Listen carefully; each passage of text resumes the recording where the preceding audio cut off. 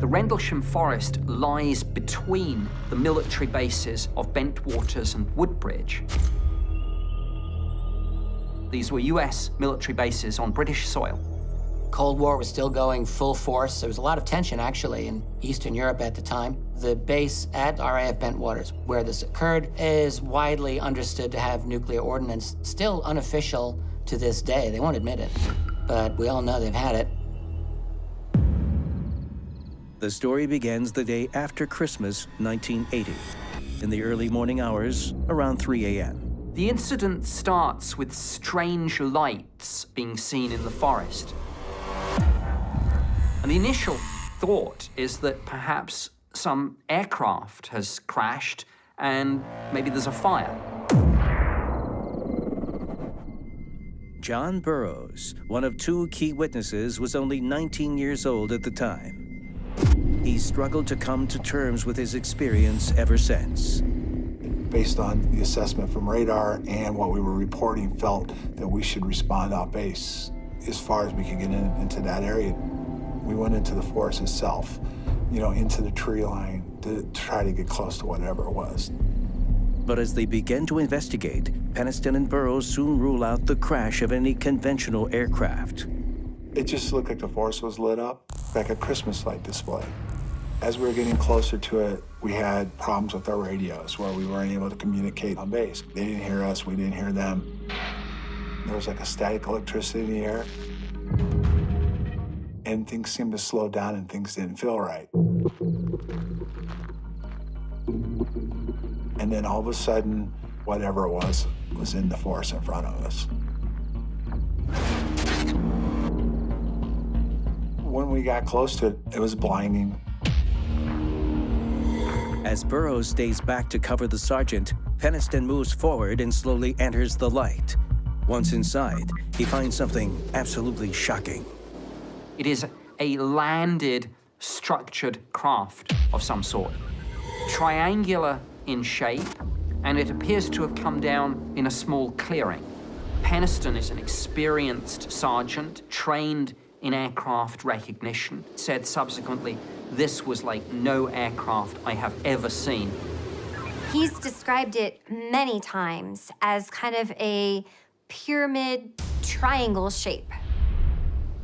Peniston, later he said he walked around it, and he said this took place over a 45-minute period.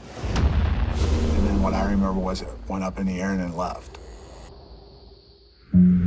If the encounter ended here, it would have likely been written off by the press as bored servicemen working on base during the Christmas holiday, attempting to have some fun. But it's what happens in the next 24 hours that makes the Rendlesham Forest incident the most famous UFO event in British history. That's because, on the following evening, Deputy Base Commander Lieutenant Colonel Charles Halt and a small team of military investigators head out to examine the site where Peniston and Burroughs had reported seeing the UFO. Now, it was Colonel Halt's custom to take with him a handheld cassette recorder to document his thoughts and observations.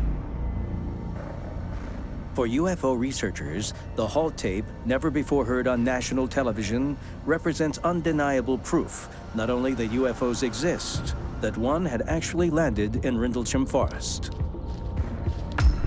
Okay, we're now approaching area. What looks like a blasted or scrubbed up area here. Right away, the investigators find evidence of damaged trees. There's a round abrasion on the tree about 3.5 4 inches diameter, 3.5 feet off the ground. One of these trees is facing at a blast, what we assume is a landing site, all having a abrasion, facing in the same direction towards the center. The team also uses a Geiger counter to check the clearing for radioactivity. We get a high reading. What does that mean? We are getting an indication of a heat source coming out of that center spot. Looks like heat or some form of energy. What they find are elevated radiation levels in the middle of the clearing. The highest levels of radiation are found in the 3 indentations, where the UFO apparently came down on almost like a tripod-like device, 3 landing struts. The evidence suggests that Lieutenant Colonel Halt and his men are standing on the site of an actual UFO landing site. Then suddenly, another even more shocking development occurs. After they conduct this search and assessment of the radioactivity levels, most spectacularly of all, we hear on tape Colonel Halt and his team encounter the UFO themselves.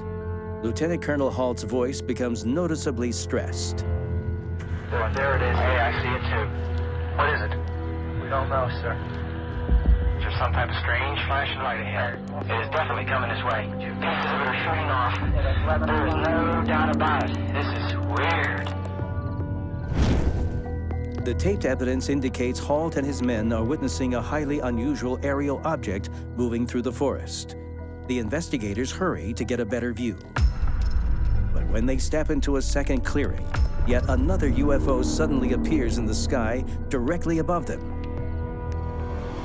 This one sends a beam of light down to the ground just in front of them.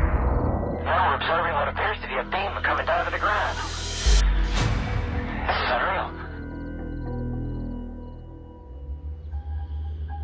Nearly 40 years later, the British and American government still refuse to admit that the evidence clearly shows that the military not only encountered UFOs in Rendlesham Forest, but were targeted by one. Perhaps their lack of candor is due to the extent of the cover-up that followed. This thing is zigzagging around, performing extraordinary maneuvers. Halt has said it's almost like the thing is conducting a grid search. These are the most incredible witnesses that you could have. And there are a lot of great details coming out of Rendlesham, but I believe the official explanation was it was the lighthouse. Like these spectacular, trained men who know the difference between different types of aircraft and tanks and ammunition, highly trained people don't know what a lighthouse light would look like and would confuse that with craft on the ground. There is no doubt about it. This is weird. In 1994, while working at the UFO desk at the British Ministry of Defense, Nick Pope was finally authorized to conduct an official investigation into the events of the Rendlesham Forest incident. I conducted a cold case review, and I checked all the evidence we had in terms of radar and radiation levels. At the end of it, I could tell you what it wasn't. It wasn't some sort of misidentification or hoax or meteors or anything like that. But frustratingly, I can't tell you what it was. We never found a definitive explanation. All I can do is really agree with what Colonel Halt concluded, that whatever it was, it seemed to be under intelligent control.